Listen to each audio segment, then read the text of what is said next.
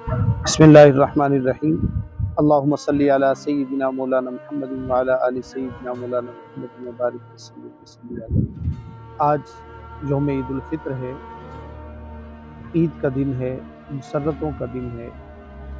आप सबको हमारी तरफ से ईद उल फित्र की बहुत ज़्यादा मुबारक हो। अल्लाह रब्बुल इज़्ज़त ऐसी खुशियों भरी ईदें हमें ज़िंदगी में बार बार नसीब फरमाए, आमीन। अज़ीज़ान मुकर्रम, आज के दिन की मुनासबत से दो पैगामात आप तक पहुंचाना चाहता हूं। सबसे पहले, हम में से हर एक की ये आरज़ू है कि बहसीयत उम्मती हम सब को आका करीम अलैहिस्सलातु वत्तस्लीम की कुर्बत मिले। तो अज़ीज़ान मन, एक हदीस आपकी समातों की नज़र है।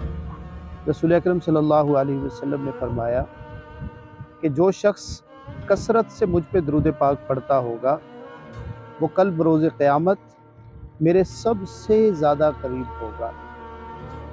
तो अज़ीज़ान मन, कोशिश कीजिए ज़िंदगी में आका करीम अलैहिस्सलातु वत्तस्लीम की कुर्बत के हुसूल के लिए ज़्यादा से ज़्यादा दुरूद पाक पढ़ें। दूसरा पैगाम आज के दिन की मुनासबत से है, वो ये कि अल्लाह रब्बुल इज़्ज़त ने अगर आप लोगों को दिया है तो कोशिश कीजिए कि इस ईद पे उन लोगों का सहारा बने जिनके पास ईद मनाने के वसाइल नहीं। अगर अल्लाह ने आपको दिया है तो कोशिश कीजिए कि अल्लाह रब्बुल इज़्ज़त के दिए हुए में से आपके रिश्तेदारों में, आपके हमसायों में, आपके कुर्बो जवार में कोई नादार हो, मिस्कीन हो, बेवा हो, यतीम हो, उसकी दाद रसी की जाए। तो कोशिश कीजिए कि उनकी ईद की खुशियाँ भी दुबाला हो सके। अस्सलामु अलैकुम व रहमतुल्लाहि व बरकातहू।